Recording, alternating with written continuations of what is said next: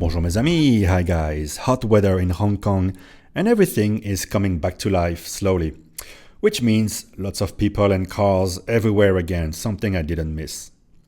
But it was nice to be outside over the weekend with the kids.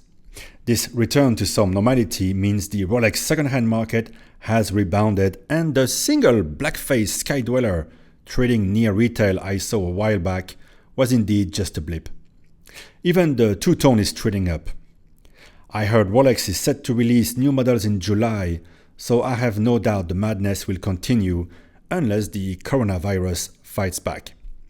Now, speaking of Rolex, I wanted to offer a different perspective on the subject of authorized dealers offering bundle deals to customers.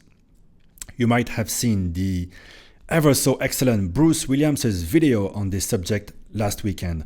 One of his viewers in Indonesia lamented about an AD offering him the watches in high demand that he wanted to buy only if he purchased as bundles with other brands, also carried by that AD.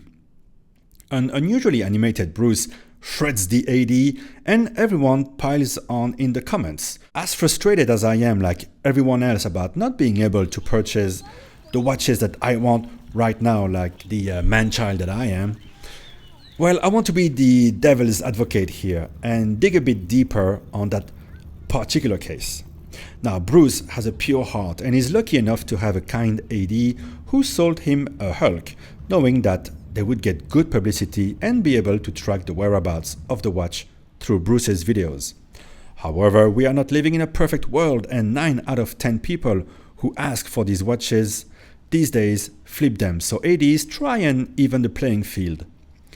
I'd love to get a bundle deal here in Hong Kong. In Hong Kong, you can't even ask about those watches as they go either to VIPs or straight to grey market dealers who buy in bulk, the hot and the harder to sell stuff. It's frustrating, but hear me out. Firstly, ADs have been building their franchises for years or decades even, long before this steel sports craze. Suddenly, they get all this interest from people they've never seen before for watches in limited supply.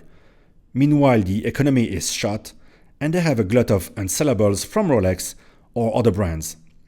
You come in thinking you're the only guy in town who wants a Pepsi and get angry because you can't get one. But did you ever visit that store 5 years ago when the Hulk was readily available? Will you ever go back when the steel sports craze dies down? Would you even buy anything if they had every model you want in store? As shady as it is, how does one AD allocate a watch that 100 people ask for every single day? Offering a fast track consisting in buying another actually nice watch isn't the end of the first world. Now let's get into the details about our friend from Jakarta. First, he already has a Batman and a Bluesy that he didn't buy at that AD apparently. He's got the Rolex thing pretty covered, but no, he needs another Submariner. He previously purchased a Panerai at the AD in question, probably when they were hot, which doesn't make him a VIP.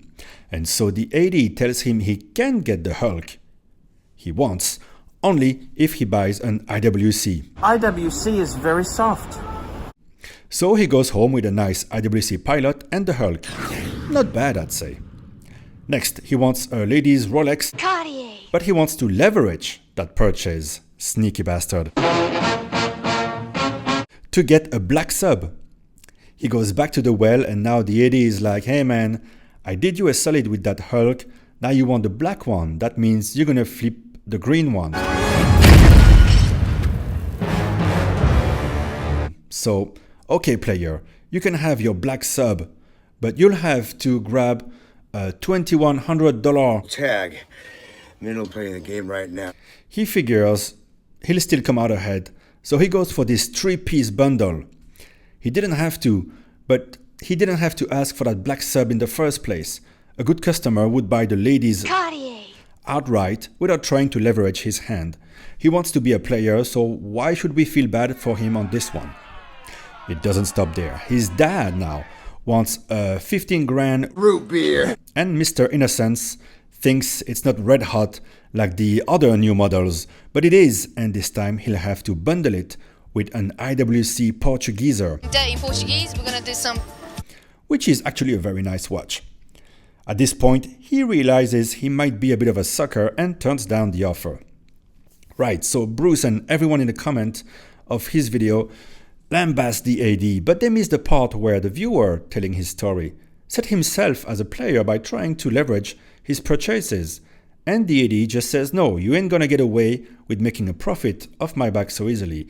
There's gotta be something for me as well. Even Bruce Williams's AD got some free publicity of their sale to Bruce. It's not as twisted, of course, but nevertheless, they get something out of it. Same with Hong Kong AD selling to, I don't know, a TV personality or actor. They get a bit of fame and publicity and maybe another sale down the line. The Instagram and YouTube-fueled still sports craze is a blip in the life of an AD, really. So they're not doing favors to what they see as a short-term customer. They might lose the chance of building and cultivating some relationships, but there you go, that's how it goes. You're not necessarily dealing with the smartest people and kindest souls when watch shopping. For example, I'd like to put my name on a Jubilee bracelet Datejust warranty card sometime soon. Why would I do it with a Hong Kong AD that constantly lies to my face about not having watches that I know are in the back? I'll buy it back in Belgium at the AD who decided to sell me an Air King last year after getting to know me a bit. I won't even ask for anything else, but I'll mention how I would like to complete my collection with a Skydweller or Pepsi. By the time I get one of those, everyone might have moved on to another brand or genre of watches. I try to rise above and enjoy my collection, which is more than enough. I wonder if I'd even feel special getting a Hulk or Daytona, to be honest. It's a lot more fun to pick something under the radar that gets you the nod from a real collector, not a pretend watch investor. Let me know how you feel about this issue. I know I'm a bit harsh, but it's fun to play devil's advocate once in a while. I feel like Keanu right now. Take care, guys.